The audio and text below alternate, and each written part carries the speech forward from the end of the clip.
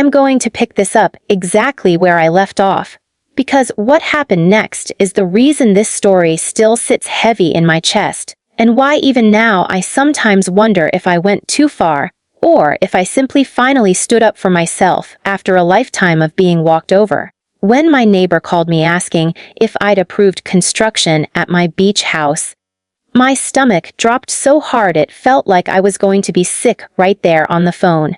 I asked him what he meant, and he said there were people coming in and out during the weekdays, loud drilling noises, materials being unloaded, and cars he'd never seen before. He assumed I'd decided to renovate. I told him no, thanked him, hung up, and just sat there staring at my wall in silence for a long time. I didn't call my sister. I didn't text her. I knew if I did, she'd spin it, minimize it, or lie outright.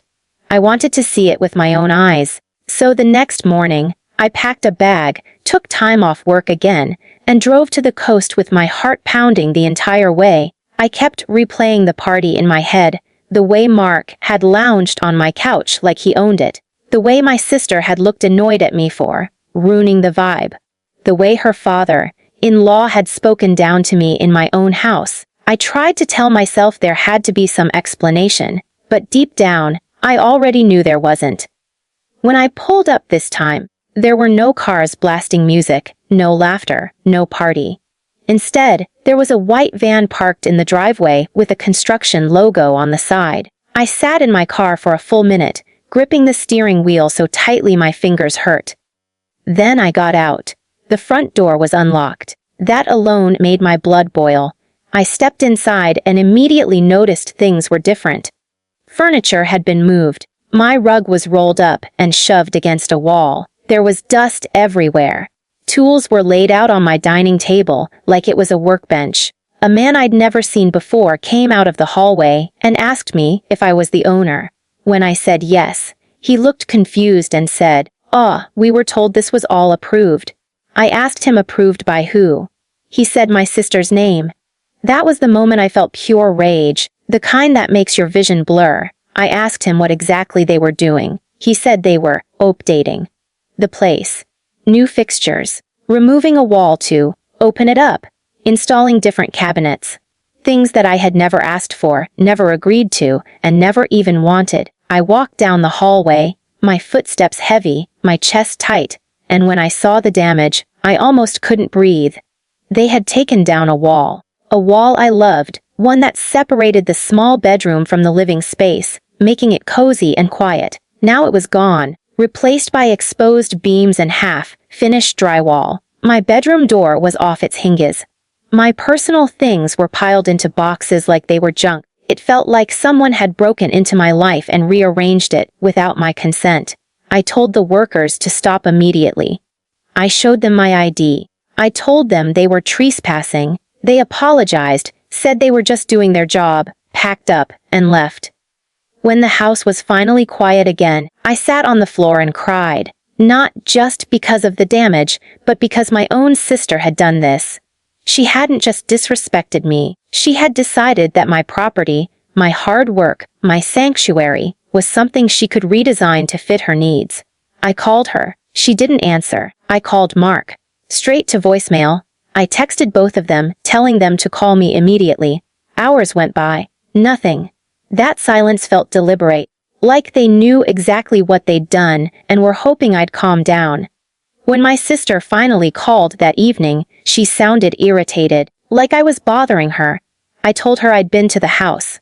I told her I'd seen the construction. There was a pause, and then she said, "Oh, we were going to surprise you." A surprise. She said her in-laws thought the place needed improvements, and that they were helping me by paying for some of it. She said I should be grateful. I asked her how she could possibly think this was okay. She snapped back that I was ungrateful, selfish, and obsessed with control. She said I didn't even have a family of my own, so why did it matter if the space was more family-friendly? That sentence cut deeper than anything else she'd said. I told her to stop. I told her she was never to step foot in that house again. I told her I was changing the locks and that if she or her in-laws showed up, I'd call the police. She started crying. accusing me of tearing the family apart, of choosing a house over my own sister. I hung up. The fallout was immediate. My parents called me the next day, asking why I was being so harsh. I explained everything: the party, the strangers, the damage, the construction. My mother said she understood why I was upset, but my father said I should compromise. He suggested I let my sister use the house occasionally, with clearer rules. I asked him if he'd say the same thing if someone tore down a wall in his home without permission. He went quiet. Family gatherings became unbearable. My sister told everyone her version of the story: that I was cold, that I never cared about her, that I was punishing her for needing help. Some relatives sided with her. Others avoided the topic entirely. I felt isolated. But for the first time in my life, I didn't back down. I hired a lawyer.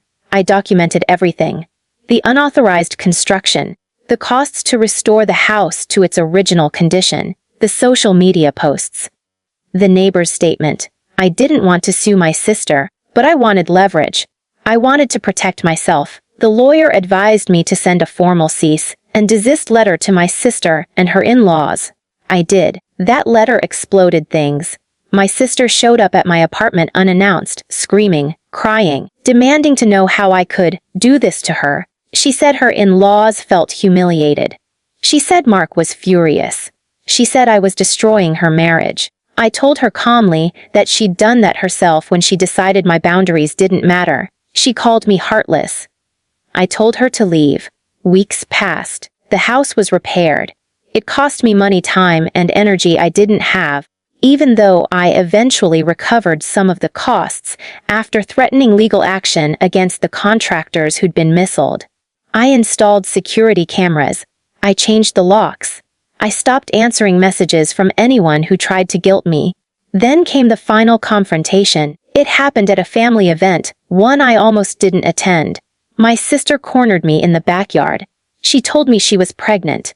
For a moment, everything stopped. I congratulated her, genuinely. Then she said, "So you need to let this go now. For the baby." I felt something inside me harden. I told her no. I told her that becoming a mother didn't erase what she'd done. She accused me of being cruel, of denying her child memories at the beach house. I told her that house was not a family heirloom. It was mine. She screamed that I was dead to her, and I let her walk away. The aftermath was quiet, but heavy.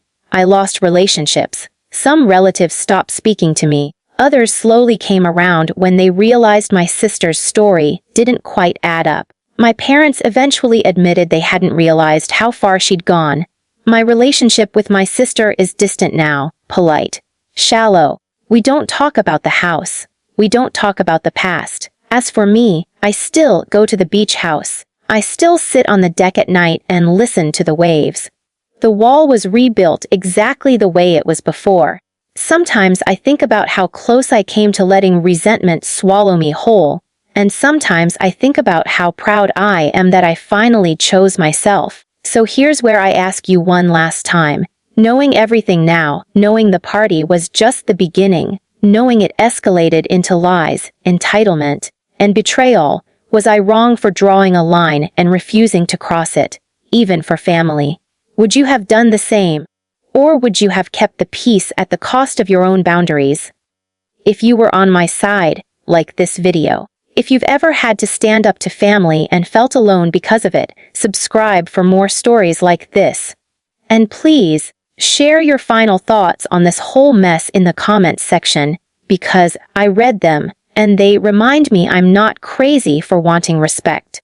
I'll see you all in the next story. Walked into my beach house expecting silence, salt air, and a week of peace after the worst burnout of my life. But instead I found my sister's laugh echoing off the walls, her husband drunk, on my couch, and her in-laws throwing a full-blown party, like it was their personal resort. And in that exact moment I felt something inside me snap, because this wasn't just a misunderstanding, it was a betrayal. And I need you to tell me, right now, honestly, was I wrong for what I eventually did to them after that night? I'm asking that up front, because when I tell people this story, they usually split into two camps: the ones who say, family is family.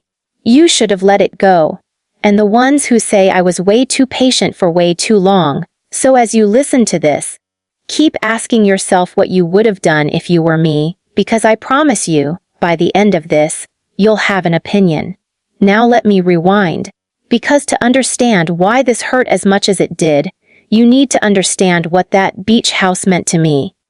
I'm the oldest sibling. I've always been the responsible one, the fixer, the person who handled things quietly while everyone else lived their lives.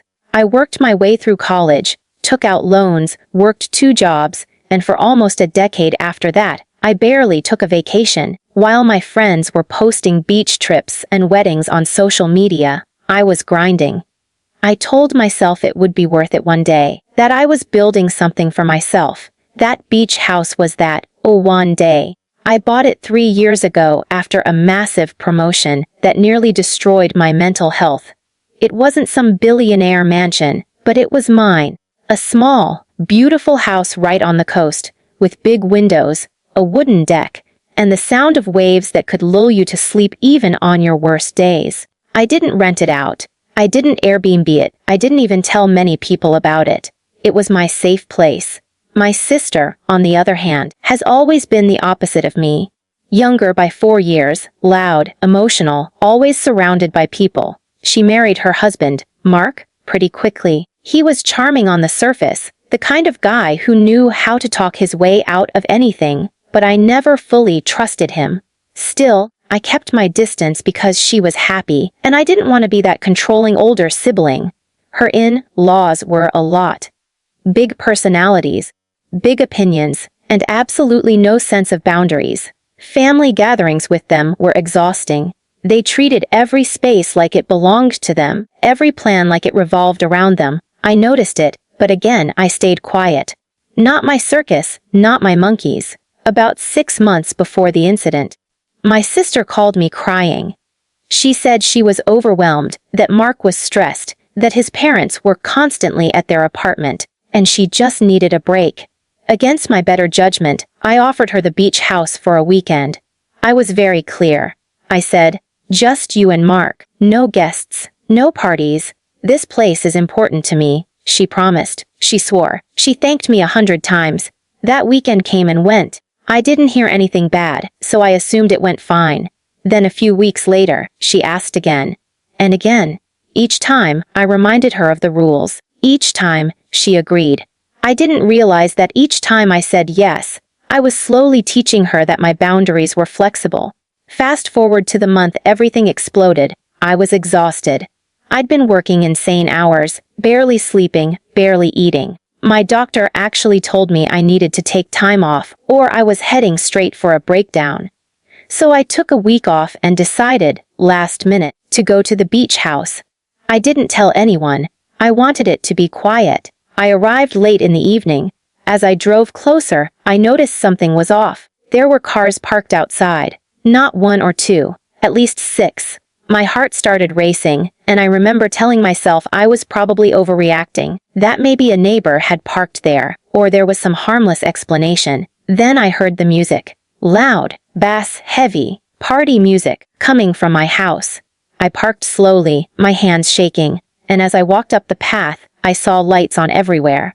People on the deck, someone smoking, someone laughing loudly. I felt like I was watching someone else's nightmare. I opened the door, and the smell hit me first. Alcohol, food, that sticky, stale smell of a party that's been going on for hours. My sister was in the kitchen with a drink in her hand, laughing with her mother-in-law. Mark was sprawled on my couch, feet up on my coffee table, shoes on, holding a beer. There were people I had never seen before sitting on my furniture, using my glasses, my plates, my everything. For a second, no one noticed me, and that hurt more than anything else. When my sister finally saw me, her face froze. She said my name like she was surprised, like I was the one who shouldn't have been there. "What are you doing here?" she asked. I don't even remember what I said at first. I think I just asked, very calmly, "Why are there strangers in my house?" She immediately went defensive. She said it was just family. She said her in-laws needed a place to unwind. She said it was only for one night. Mark chimed in, slurring, saying I should relax and enjoy the party. Something in me cracked. I told them everyone needed to leave. Now, that's when her father-in-law stepped forward and told me not to make a scene. In my own house, he actually said, "You don't need this place all the time. You're single. What do you even do here?" I felt humiliated, disrespected, invisible. My sister pulled me aside and whispered that I was embarrassing her, that her in-laws would think I was selfish, that I should just let it go for one night. She said, "We're family." And I did something I regret and don't regret at the same time. I left. I didn't kick them out. I didn't scream. I didn't call the police. I grabbed my bag, got in my car, and drove away while they continued partying in my house. I cried the entire drive back. Not loud sobbing, just silent tears, the kind that feel heavy and endless. The next morning, I woke up to photos on social media. My house, tagged location, people posing on my deck. My sister's mother-in-law captioned it, "Family beach getaway." That was the moment I realized this wasn't a misunderstanding. This was entitlement. I called my sister and told her she had crossed a line. She brushed it off. She said I was being dramatic. She said I never used the house anyway. She said Mark's parents were already planning another weekend there. I told her no. I told her she was never allowed there again. She laughed, actually laughed. She said, "You can't be serious." From that day on, things changed. Family dinners were awkward. My parents told me to keep the peace. My sister acted like I was holding a grudge over nothing. And meanwhile, I started noticing small things. Missing towels, a broken chair, scratches on the deck. Things she never mentioned, things I only discovered later. Then, about 2 months later, I got a call from a neighbor. He asked if I had authorized construction. I hadn't. That's when I knew something was very wrong. I drove to the beach house again, unannounced, and what I found this time made the party look harmless by comparison. But before I tell you what I saw, I want you to pause for a second and really think about this. If your own sibling ignored your rules, disrespected your space, let other people treat your home like it belonged to them, and then acted like you were the problem for being upset, what would you have done next? Would you have cut them off? Would you have forgiven them? Or would you have done what I eventually did, knowing it might change your family forever? Because in part 2, I'm going to tell you what I walked into that day, the decision I made after that, and how it blew up my family in a way I never imagined. And trust me, what happened next still keeps me up at night.